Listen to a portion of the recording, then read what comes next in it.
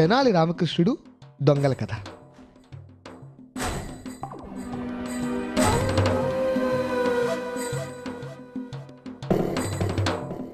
ఇది విజయనగర సామ్రాజ్యపు విజయ పతాకం. ఆ రోజుల్లో విజయనగర సామ్రాజ్యానికి మహారాజు శ్రీకృష్ణదేవరాయలు. రాయలవారు గొప్ప కళాపిపాసి. సాహిత్యపు పీఠం ఒక్క వెలుగు వెలిగిందంటే అది రాయలవారి కాలమే. ఈ కాలం ఒక స్వర్ణయుగం అని చెప్పుకోవచ్చు. ఒకరోజు రాయలవారు ఖైదీలను తనిఖీ చేస్తూ 2 దొంగలను మాత్రం ఒక షరతు మీద తాత్కాలికంగా వదిలిపెట్టారు. అదిగో వాళ్లే ఆ దొంగలు.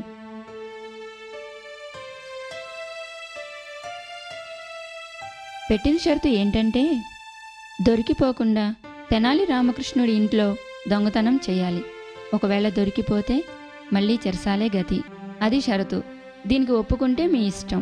అందుకు సమ్మతించిన దొంగలు చీకటి పడే వేళకు తెనాలి రామకృష్ణుడి ఇంటికి చేరుకున్నారు.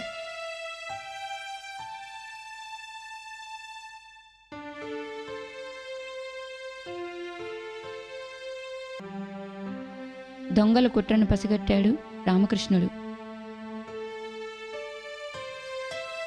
భార్యకు చెవిలో ఏదో రహస్యాన్ని చెప్పి దొంగలకు వినపడేలాగా, ఎప్పటికప్పుడు నీకో విషయం చెప్పడం మర్చిపోతున్నాను. ఊళ్ళో దొంగల బెడద ఎక్కువగా ఉందంట. మనం జాగ్రత్తగా ఉండడం ఎందుకైనా మంచిది. ఇప్పుడేం చేయమంటారు? నీ ఒంటి మీద ఉన్న బంగారం, ఇంట్లో ఉన్న వెండి నగలు మొత్తం రేకుపెట్టిలో పెట్టి తీసుకురా. ఎందుకండి? ఎందుకేంటే బావిలో పడేయడానికి. బావిలో ఎందుకు పారేయడం? అవి బావిలో పారేస్తేనే జాగ్రత్తగా ఉంటాయి. దొంగల భయం తీరిన తర్వాత మన వస్తువులు మనం తీసుకోవచ్చు. అర్థమైందా? ఇది బాగానే ఉందండోయ్.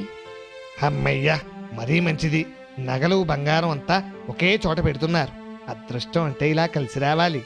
చూసారా, ఉపాయం అంటే అలా ఉండాలి.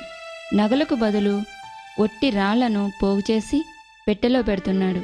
దొంగలకు తెలిసే విధంగా అదిగో బావిలో పారేశాడు.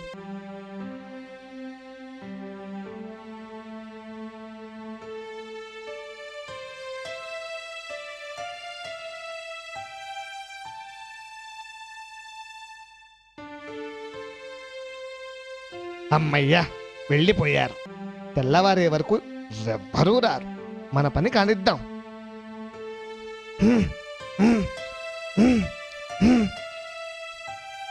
బాబోయ్, నీళ్లు చాలా ఉన్నాయి. ఎట్లా పైకొచ్చేసాయి? పైకే నేను చెప్తానుగా. ఇక్కడ బావి దగ్గర బకెట్లున్నాయి. నెమ్మదిగా నీరంతా తోడి పారేద్దాం. నీళ్లు తోడుతున్నారు దొంగలు. పోయింది. అమ్మయ్యా, బయటకొచ్చింది. లోపల నగలన్నీ తీసేద్దాం.